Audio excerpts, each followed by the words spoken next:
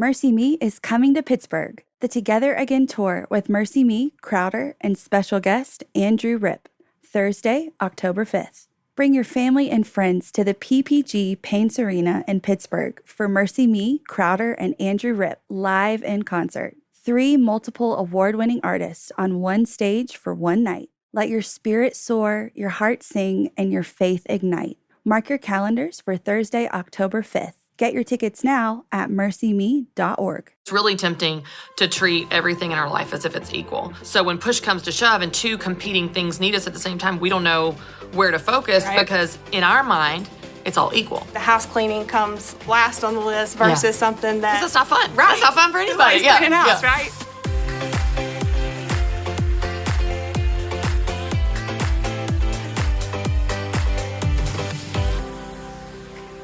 Hey y'all, welcome to the Christy Wright Show. I'm so excited because today we are diving into time management.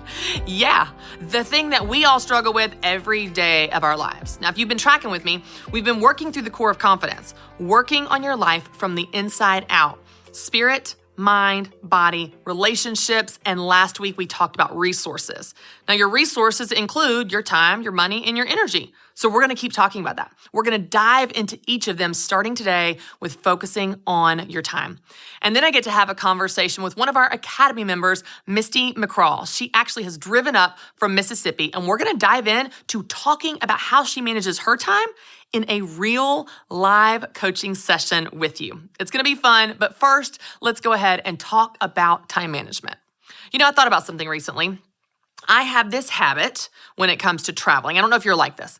When I travel, inevitably, whatever suitcase that I choose, whether I choose a carry-on or a giant one or somewhere in between, I always pack it full. Do you do that? I am shoving and cramming things in there. I'm trying to squeeze another hairbrush, another bobby pin, another pair of shoes, because I might change my mind about the shoes that I packed when I get there. Y'all, inevitably, I am opening the expanders, the zippers. I'm lugging it through the airport, putting it on the scale, hoping that they don't notice that, of course, it's overweight because I have put too much stuff in there. It is heavy. It is a pain. It doesn't fit in the overhead compartment. It just creates one problem after another. And then whenever I get to my destination, aside from having to lug this thing around, of course, I don't have any room in the thing to buy anything. If I go somewhere cute like Charleston, they have fun shops. Maybe I want to get something new. Can't, because I don't have anywhere to pack it. I have run into this problem on almost every single trip I take. And of course, when I get there, I don't use half of the things that I packed, but just for some reason, I feel the need to cram way more into the suitcase than the suitcase can actually hold. We do that with our time, don't we? We have a set amount of time. Everybody knows what it is. You know what it is. I know. It doesn't change, y'all. It's 7 days a week, 24 hours a day. It's the exact same every single day. And still, mysteriously, every day we're like, I couldn't fit all this in. I thought I could. I thought for sure I could cram another pair of shoes into this day, and I can't, and I don't know why. And we're stressed, and we're exhausted, and we're frustrated, and it just makes life hard. And we constantly think that we just need more time. I just need more time. I need to find some time, buy some time. Maybe the time fairy will appear and give me more time. I just need a bigger suitcase. But you know what? That's actually not the problem. The problem is not the amount of time that we have. The problem is how we use it. The problem is not the amount of time that we have. We have the same amount of time every single day, and we can't get a minute more than anyone else on the streets. We all have the exact same amount of hours in a day, so we can't get more time. But what we can do is change how we use the time that we have. Now, I want to tell you my top 3, and I think most people's top 3, time wasters, time sucks, things that steal your time. I'm going to tell you the 3 main categories for me where I find that I lose the most time, okay? Number 1, even as an Enneagram 8, I'm guilty of this. People pleasing. People pleasing. We don't want to ruffle feathers. We don't want to make waves. We don't want to disappoint people. We want to make people happy. We want to say yes when they invite us. So people pleasing leads us to spend our time on things that are not important to us.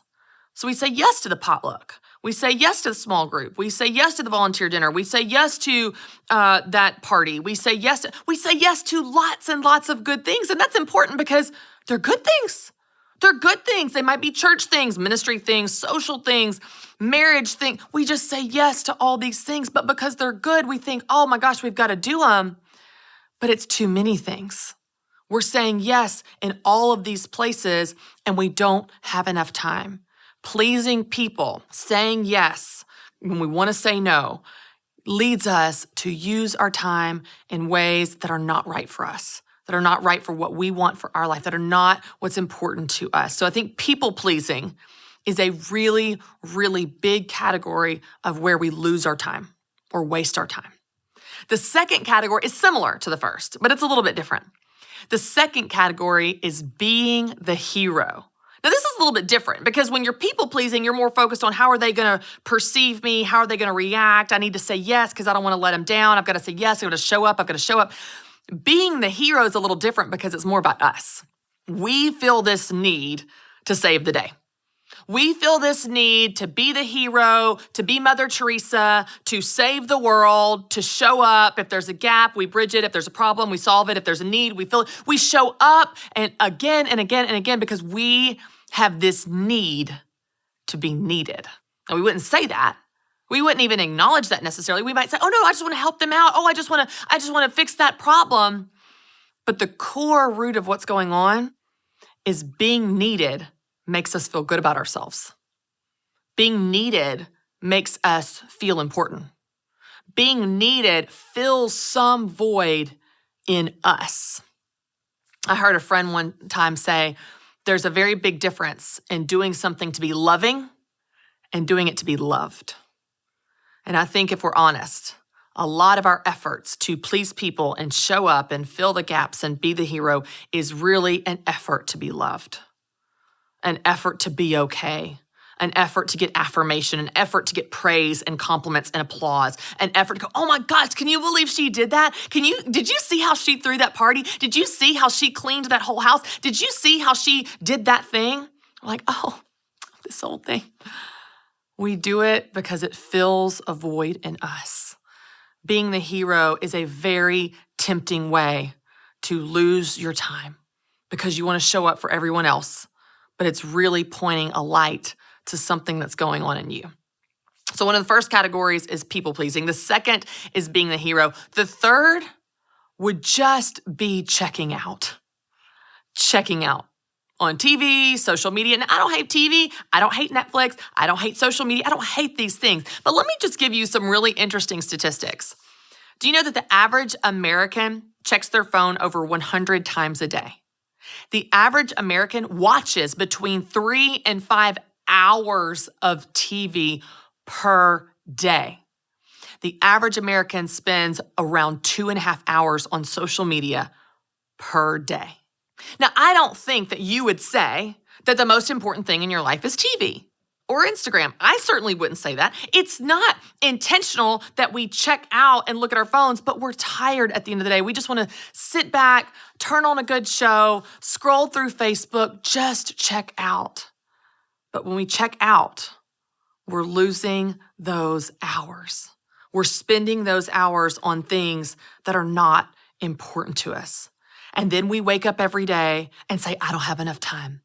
I don't have enough time to hang out with my kids. I don't have enough time to work out. I don't have enough time to read my Bible. I don't have enough time to go on a date with my spouse. I don't have the time. I don't have the energy. Oh, but I know what everybody's doing on Facebook. Or I know who got the last rose on The Bachelor. Let me tell you something. If you know about every single person accepting a rose on The Bachelorette, but you don't know about the own man living in your own house, you don't have a time problem. You got a priority problem. You've got a priority problem. See, it's not the time issue that we have. It's knowing what to do with it. It's understanding what is most important in our life. What actually should get those hours, our finite hours in our one life on this earth. Understanding what is most important for us and then spending our time on them. That's it.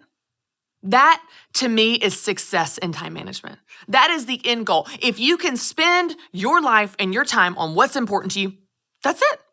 Well done. You don't have to have apps and schedules and to-do lists and efficient, processes. You just need to spend your one life on what you care about. That sounds so simple, but it's so hard to do. Because of these time traps of people-pleasing and being the hero and checking out and wasting time with distractions, what happens is we spend all of our time over here when what we actually care about is over here. So we have this gap between what we care about and what we actually spend our life on. Of course we're stressed. Of course we're exhausted. Of course we're frustrated and anxious because there's an inconsistency in our life between what we care about and what our life really reflects. If you care about working out, your schedule should reflect it. If you care about your marriage, your schedule should reflect it. If you care about time with your kids, your schedule should reflect it. You can do anything, but you can't do everything. You have a finite amount of hours in a day, in a week. You have a certain size suitcase. Only so many things will fit. Our job is to figure out what fits. Our job is to figure out what makes the cut. Our job is to figure out what is most important that makes it in our life. I've used the example of my house being clean before, but I think this is a great example because I could clean all the rooms in my house. I could do that. I could work really hard every day to go behind my 3 small children and just clean up all their messes all the time in all the rooms. Now, I've chosen not to. I've chosen to focus on the kitchen, the living room, and my bedroom, and I want those rooms to be clean, and I'm fine if the other rooms are not, the bonus room is not, the boys' rooms are not. I've chosen not to, but I could.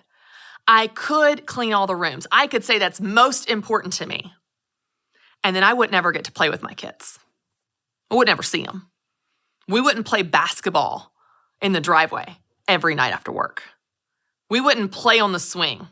We wouldn't go for walks around the neighborhood. We wouldn't do any of those things that we actually right now do. But the house would be clean.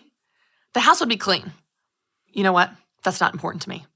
I can intentionally look at the amount of time I have between 5 o'clock after work and 7:30 or 8 when my kids go to bed, and I go, I've got 3 hours. You know how I'm going to spend it? Not cleaning the bonus room. I'm going to spend it playing with my kids in the driveway, playing basketball, on a walk around the neighborhood. So I can walk in the bonus room with pride and confidence and power and control and say, I choose this messy room because I said no to this, I got to say yes to this. I got to say yes to this good time. I got to say yes to being present with my kids. I got to say yes to these things that are important to me. Now, I don't know what that is for you. I don't know what the priority looks like for you. I don't know what the responsibilities look like for you. But what I do know is you've got to choose. You can do anything, but you can't do everything. My challenge for you is to look at your life through the lens of priorities. Look at your time through the lens of priorities. It's not about doing everything for an equal amount of time. Life balance is about doing the right things at the right time. What are your priorities this week?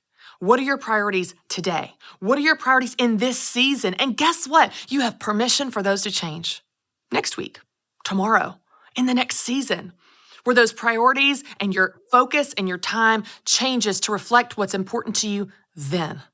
I guarantee you, what's important to you right now is different than what was important to you 3 months ago.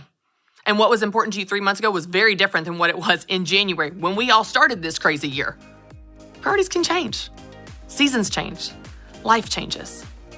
What matters is that you spend your one life on what's most important to you. All right, y'all, I'm so excited because we are doing something brand new today. We are going to do a live coaching session with you where we are diving into the struggle of time management. And I have my good friend, Misty McCraw here from Mississippi. Yes, thank you so much for having me. Oh my gosh, I'm so excited. So Misty, you've been an Academy member for 2 years. Mm-hmm. So you know that we have talked about time management 1,000 times. Yes. And no matter how much we talk about it, it's still a struggle. Like you struggle with it, I struggle with it. I know our viewers, listeners struggle with it. And we have this finite amount of time and it seems like we can never get everything done. And so I want to spend a few minutes with you. And I know with your story, I've heard a little bit about it. of some of the things you're struggling with time management are the things that everybody struggles with, that I've heard a million times that I struggle with. So I want to spend this session really focusing on what's important to you. So before we even dive in, and I've talked about this in the academy before, I'd love to hear from you, like, what is the number one thing that you want to focus on, or what's the number one thing you'd love to get out of this session when we really dive into this together? So for me with my time management, it's more of just not knowing where to start. Okay. Like, I know it needs to be there, and I know some of the things just from your teachings in the academy and things that we've learned throughout the years. I have the struggle of, I get so much on my to-do list and not knowing how to prioritize it and where to start from. And so just getting a good sense of kind of how to start and then build on that to really use that finite time to be efficient for myself. And right now, I don't feel like I have that going for me at all. Yeah. And just like you said, like a lot of people. Yeah, I hear you. You know, it's interesting the way that you describe, like, where to start. I think a lot of us do this with business, with goals, fitness, time, whatever. We look at what's in front of us, like, okay, where do I start? Where do I begin? What's the first step? And sometimes that can be helpful in business. It's like, just do the small thing. But I think sometimes it helps to almost zoom out and look ahead and say, okay, where am I going? Where am I trying to get to? So I'd love to hear from you. Let's just take a minute and you can think out loud. There's no right or wrong answer here. Like, this is for you. What would be your version of success? So when you think of, like, here is my version of winning when it comes to time management. Here's how I would describe success in time management. Because once we define what that looks like, we can back out of it and figure out how to start. But it's so hard to know where to start when we don't know what the finish line is. So let's just take a minute and you think out loud, what does it look like for you to be successful at managing your time? So for me, I think it's more of actually feeling like I've accomplished something. Okay. And so right now I feel like I'm doing so many different things that I know that we've talked about, but I never feel like I can give one thing 100% of my time. Okay. And so I never feel like that one to-do list for, my full-time job's getting done, or my one to-do list for my side business is getting done, or just life in general. And so just having that end goal of just feeling like I can, at the end of the day, I don't have 500 things going on my mind of what I need to get done for tomorrow. I can just relax and say, okay, I've accomplished today. I'm set up for tomorrow, and I can feel good about going into that. Do you feel scattered? Absolutely. Okay. Absolutely. Do you think talk to me about multitasking. Is that something that helps you, or is it something where you feel like, because I'm trying to do so many things at one time, I don't feel like I do anything well? You know what I mean? Sometimes we can, sometimes it can harm us, I feel like. I definitely feel like that, but I also feel like I almost have to multitask. Okay. I feel like, to get some things done. But then sometimes I have to go back and say, okay, did I do it the way I needed to do it? And so I'm having to kind of backtrack sometimes too. So for me, I love multitasking because I feel like it keeps me using my time well. But sometimes I don't know that that's necessarily the answer to get done what I'm trying to get done, if that makes sense. Okay. So right now, on an average week or an average day, how do you plan your day? Like, how do you map out your calendar, or how you spend your time currently, where you say, at the end of the day, I don't feel like I did what I wanted to do, or I didn't get done what I wanted to get done. So how are you kind of managing it right now? Well, and that's one of my so I'm a list person, but for whatever reason, when it comes to to-do list, I'm the worst at it. Okay. So it's not so much. So right now, I wouldn't say that I'm not doing anything. Like, there's nothing being done, but it's not in a systematic way to say, okay, when I get to work tomorrow, I know I need to do these things, and this needs to be done first, and so on. So I'm not really taking probably the time that I should to really think out how that needs to go to use my time effectively. I keep a calendar, but I keep it for appointments. I don't really keep it for planning out the day as far as, this time I need to be doing this, or this needs to be done by then. So it's that I could really work on to make probably the next day go a little better. Yeah. But then that goes back to me thinking, where do I really start when it comes to deciding what absolutely needs done, how to prioritize that, and roll into the next day, kind of knowing that ahead of time. Okay, let's talk about that. You said something interesting. So it sounds like you have plenty of things to do. There's no shortage. And can I get an amen? There's no shortage of things for us to do, especially as busy women. But I think one of the things I've seen, and I've done this before, where it's really tempting to treat everything in our life as if it's equal. So and this could be with our calendar or our to-do list. So when push comes to shove and two competing things need us at the same time, we don't know where to focus because in our mind, it's all equal. We really, a lot of us, and I say this for myself, certainly struggle with prioritizing. We struggle with saying, this is the most important, this is the second most important, this is the third most important. And if I get to 4 and 5, great. And if I don't, I'm intentionally choosing to not get to them because I'm choosing to say yes to this thing. So talk to me about when you, like to-do list as an example, because it sounds like that's one of the pain points for you because you have all these things to do and don't feel like you do what you should have done at the end of the day. What would it look like to create some type of priorities to this? Is that hard for you, or is it something that you could do it, but you just haven't made time for it? So that's one of my struggles because I have things outside of work that I'm passionate about that I sometimes want to make a priority that may not necessarily be the priority. And then there's things at work that need to be the priority that I kind of want to just push to the side a little bit to make it. And even just in life in general with priorities, it's, the house cleaning comes last on the list versus something that, because that's not fun. Right. That's not fun for anybody. Cleaning house, right? Nobody loves laundry. But so it is hard for me to prioritize in a way that the true priorities come first versus the passion priorities. It's hard to kind of make your mind work around, I'm so into this right now, but I really need to get this done, because that's the needs struggle. versus the wants, right, the ongoing struggle of everyone's budget. Like it's like we all struggle with this. Okay, let's do an exercise. This will just be fun. When someone asks me to like boil it down to like what are the most important things, it can be really hard, But let's just do that. Let's think of what are the top, let's say 5, 3 to 5. You can just make them up. Responsibility. We're not doing like micro tasks right now. We're just saying like these are the main categories: my side business, my full-time job. What are those 5 things that you traditionally spend the most of your time on or want to? Like these should be the 5 most important things in general. Well, obviously full-time job because that pays the bills, right? Yeah. So that, of course, just home in general is a big one because bless it, I have housework, a husband that pitches in way more than he probably should because he's just that great.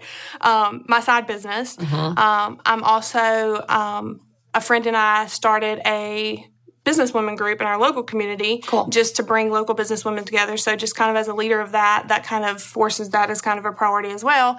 And then I also am on the board of a nonprofit that I help run. And so those are probably some of the top things that get the majority of my time. Okay.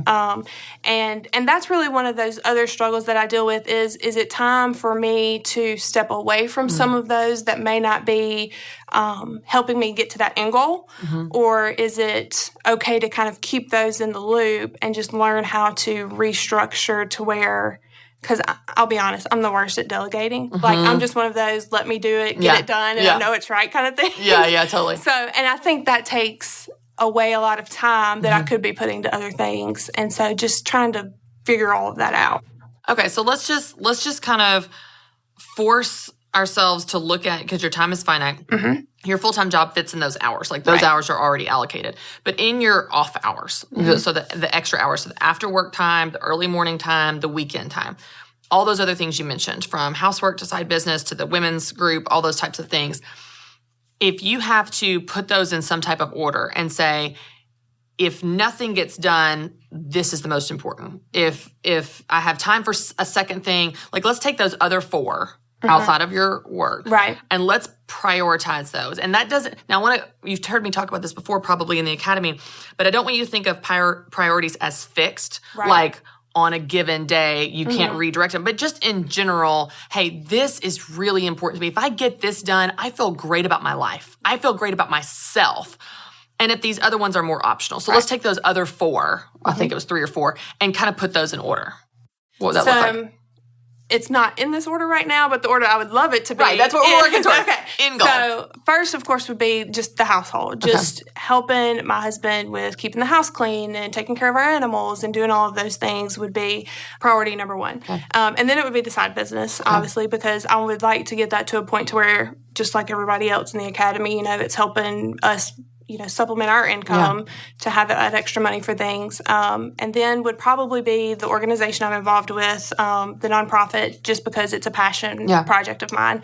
And then, of course, the Business Women's Group, which that one probably takes the least amount of my time than any of them. So that kind of, I guess, default falls to the end. Okay. But that would be like the order that I would would love for it to be in on a normal basis. Okay, so how is it normally? How is it right now? You just feel scattered, or is it just those groups are kind of making it to the top of the list? Everything's scattered. Okay. Everything's like right now, my business has picked up, my side business, so that's kind of priority right now, and everything else is kind of getting pushed to the side. There's seasons where, the organization's important and, everything else gets pushed to the side, and there's times where, housework just has to be done. And so you kind of have to put that into the priority. So, right now I just feel kind of scattered amongst all of it and not real sure where to put most of the focus. I think we have this idea that life balance is you give everything an equal amount of time. 15 minutes of this and 15 minutes. It's like you end up at the end of the day going, I did a lot and I did nothing somehow. You know what I mean? I don't feel like I did anything even though I was so busy.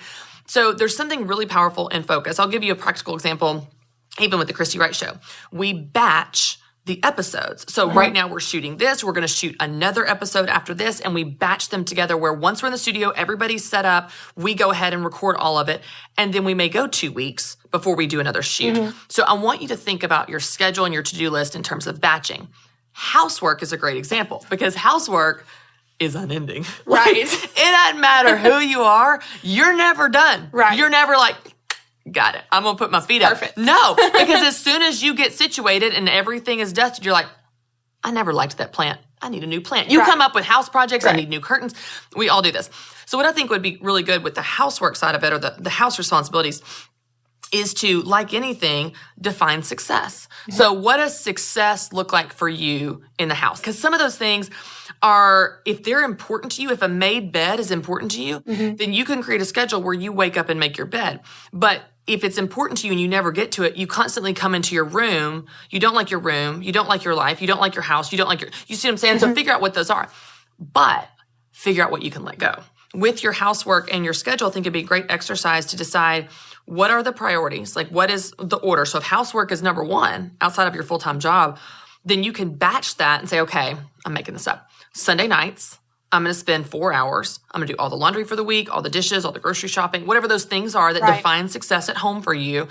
And you batch that, and it just gives you freedom to, on the next day, focus on your side business. Or on the next day, go to your women's group because you did that thing that was most important first. So I think the priorities would give you permission to focus on one thing at a time. So instead of trying to do a little bit every day and feeling like you've done nothing, then it gives you an opportunity to focus and batch and become more efficient, get more momentum, and probably get more done. So how does that feel to you in terms of approaching your to-do list from a end calendar, batching perspective, prioritizing, but also batching where you're focusing on one thing at a time?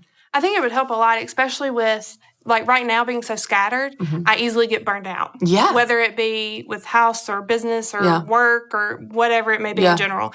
And so I think doing that would really take care of some of that burnout feeling and probably feel more accomplished at the end of the day by saying, okay, that was my priority for today. It's done. Yeah. And take kind of the load off of, going to bed knowing you have 500,000 other things to do tomorrow. Yeah.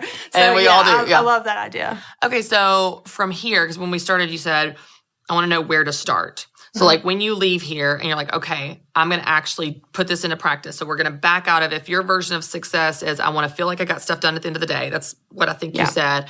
And then we say, I need to know where to start. And the path to get there is going to be, I'm going to focus and batch my responsibilities, and reflect it on my calendar. What are you going to do to start? Like, how will you actually begin to put that into practice so that you know what you need to do when you leave here. Right. You know what I mean? It's not just a nice idea and a fun conversation, but you're like, okay, I'm going to go home and actually start and do this. Yeah. What are those first steps for you? Well, for me, and this, I'll be honest, was a tip from my husband earlier. Oh, good. I love it. Putting it on paper. I mean, that really, as simple as it sounds, it does kind of getting it out of my head. One thing just kind of frees up the brain space a little bit. Yeah. But getting it out of my head on paper and then actually going and following through and holding myself accountable, I think is a good first step for me, because I know if I can put it on paper and I'm looking at it and I see that it needs done, I'm more likely to do it than just think about it and then forget it 5 minutes later. Yeah. Because my brain, I forget what I had for breakfast this morning. So that for me is kind of a good way to get started, is just having it out of my head on paper and seeing it there. And that way I know, okay, that's not checked off. Let's get it done. Yeah. David Allen wrote a really good book called Getting Things Done. And he says in his book, your mind is made for having ideas, not for holding them. And we spend so much energy trying to hold the ideas. So when you write it down, that can be so helpful. So I think that's great. I think that's a perfect place for you to start, because when you start to put it on paper, and you'll go home and actually like look at your calendar and say, okay, and you can revisit this every week. This is not a set it and forget it thing. You can say, okay, this week my priority is my side business because it's a busy season and my calendar is going to reflect that. And maybe the housework is not a priority. And I'm going to intentionally say it's okay if there's dishes in the sink, or it's okay if I don't make my bed. So it's just choosing what your version of success is and choosing how you spend your time versus feeling like a victim to it. Like, oh, I didn't do all the things, but we never defined success. So of course we didn't get there. So I think it'd be great for you to go home, and as you look at your calendar, I think that will answer the question for you when you say, do I have time for these women's group? Well, when you start to plug in, okay, the housework goes here, the full-time job goes here, the side business goes here. If there's room for it as a third or fourth or fifth priority, then you do. And if there's not, then that answers that question. But I think it gives you an opportunity to put the first things first on your calendar. And then what I think what's so great about this when we actually do this, and I try to do this each Sunday. Each Sunday I look at my week ahead to say like, okay, what am I focusing on this week? It gives you such freedom because you don't feel guilty about not doing those things. You intentionally choose not to do those things. You're like, no, I'm choosing to do this instead. You know, it gives you that opportunity. I think it also makes it a good communication place, because while Marshall and I talk about appointments that we may have for the week, we never really talk about, okay, I'm going to be busy on this day. I need you to do this for me, or vice versa. So it also kind of leads into that good conversation starter with just your schedule in general. Because, of course, we communicate about things going on, but you never really know, okay, maybe this came up and I need to cover this for him, or this for her. So it's a good conversation starter, too, I think. Yeah, it's fun to, just like with the budget, it allows you to be on the same team and play from the same playbook. So you're like, oh, you got this going on, or I've got this going on, and you're speaking the same language. So I think that's so good. Missy, this is really fun, because I think one of the things that's really cool about this conversation specifically is the things that you struggle with are things that every single person struggles with, the things that I struggle with. And so it's just such a good reminder for me, for you, for everybody watching, that your calendar is not something that you are just a passive participant. You're in control of it. You know, it's like we said yesterday, anything on your calendar is something you put there. Anything on your to-do list is something you put there. So we have control, which is very empowering to know that we can change it and do something different. So thanks so much for coming. Thanks for hanging out, being our first live coaching guest, coming up from Mississippi. Yes. I'm so glad you're here, and I hope this really helps. Thanks for being here. Thank you for having me. All right, y'all, we're going to spend a little time journaling and reflecting. And I've got a scripture of the week for us, like I usually do. I love this because it's a good reminder that God cares about how we spend our time. This is in 2 Corinthians 9:7. It says, each man should give what he has decided in his heart to give, not reluctantly or under compulsion, for God loves a cheerful giver. And God is able to make all grace abound to you, so that in all things, at all times, having all that you need, you will abound in every good work. Now, obviously, this is usually referring to giving with tithes and offerings, but I think it's a good reminder with our time. I'm guilty of this, of telling people that I will do something and then in my heart, resenting them for asking, resenting myself for saying yes when I wanted to say no. And I just constantly feel myself spinning my wheels, trying to chase approval or people pleasing or being the hero or spending my time in ways that I feel guilted into or obligated to. And I love how this reminds us that we should spend our time on things that are important to us, on things that God has placed in front of us, not out of guilt or compulsion, for God loves a cheerful giver. I'd love for you to think about what this means for you in your life, how you spend your time. We talk about time like it's this outside thing, but your time is your life. That's what it's made up of.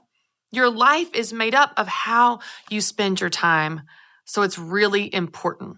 I think it's important to God with the time that he gives us, that we would be good stewards of using our time. So I want to first just ask you something, and this is going to help you reflect. It's important for me as well. The first question is just, what steals your time the most? You know, I went through several examples earlier today, but what are those areas where you find yourself Losing your time, wasting your time, being guilted into spending your time. What is that for you? What steals your time the most? Write down your answer.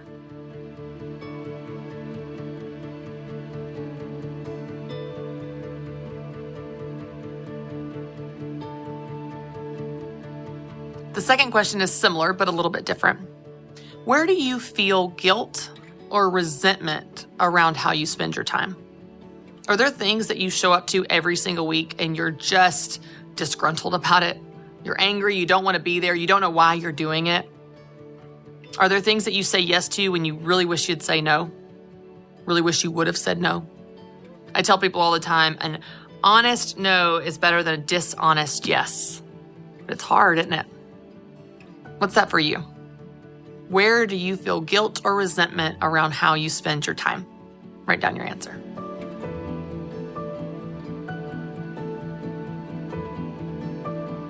The third question is switching gears a little bit, and I want you to think about what you want your calendar to be, what you want it to look like.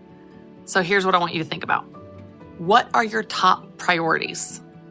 What's most important to you? You only get to pick a couple, okay? Maybe 2, maybe 3, maybe 4. Definitely no more than 5. You can't have 25 most important things, okay? What are your top priorities? Write down those answers.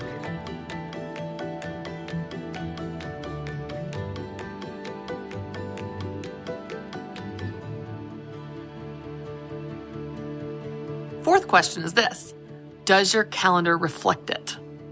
Does your calendar reflect what you just wrote down as your most important priorities? Or do you have some work to do? Do you have some changes to make so that your calendar and your life and your time actually reflects what you say is most important to you? If you wrote down your family, does your calendar reflect that? If you wrote down self-care, if you wrote down a side business, if you wrote down a dream, does your calendar reflect that? Write down your answer.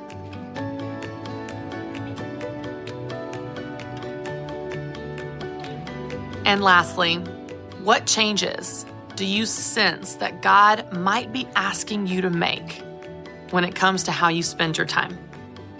Is there something that you've been doing for years and your heart's just not in it anymore and it's time to bow out? It's time to close that chapter of your life? Is there something maybe you need to start? You've been waiting and procrastinating and praying and researching and planning, but you've just been too scared to start. And God's saying it's time to start. It's time to take a brave step of faith and do that thing. What changes do you sense that God is asking you to make when it comes to managing your time? Write down your answer.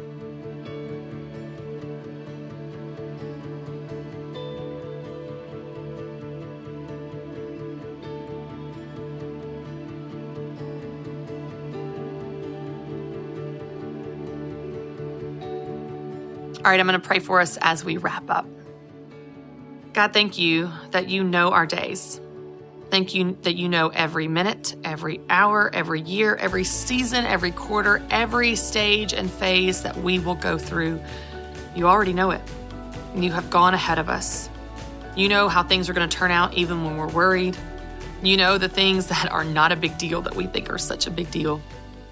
And God, most of all, you care about how we spend our life, this life that you have given us. You care about how we spend our time, how we steward this resource that you've blessed us with. God, I pray that you would give us courage to walk away from things that are not from you. I pray that you would give us courage to say no when it's not right for us, even if that other person is convincing, even if we want to make them happy, even if we want to feel loved. Would you give us courage to say the right thing, the true thing in that moment? Would you give us confidence in you that even if we say no and turn them down and decline that offer, that we're okay and they're okay? Would you give us that confidence? God, I pray that you would give us clarity, that you would show us what are the right things to put on our calendar. What are the right things to say yes to? What are the right things to make time for, to show up to? What are those things that you have for us? God, I confess that sometimes I'm so busy, I don't even know if I'm missing out on things you have for me because I'm just so busy doing my own thing. God, help us create margin so that you can put on our plate what you would have there, that you would put in our life what you would have there, that you would put on our calendar what you would have there. Your ideas are so much better than our ideas, and your plans are so much better than our plans. God, I just want us to have an opportunity to give back to you what is already yours, which is our life and our time and our calendar. Please fill it with those things that are only from you. In Jesus' name, amen. Thank you guys so much for tuning in, and you could join me next week where we are continuing to talk about your resources. Today, we talked about your time. Next week, we're going to talk about managing your money. I'll see you then. Mercy Me is coming to Pittsburgh, the Together Again tour with Mercy Me, Crowder, and special guest Andrew Rip, Thursday, October 5th. Bring your family and friends to the PPG Paints Arena in Pittsburgh for Mercy Me, Crowder, and Andrew Rip live in concert. 3 multiple award-winning artists on one stage for one night. Let your spirit soar, your heart sing, and your faith ignite. Mark your calendars for Thursday, October 5th. Get your tickets now at mercyme.org.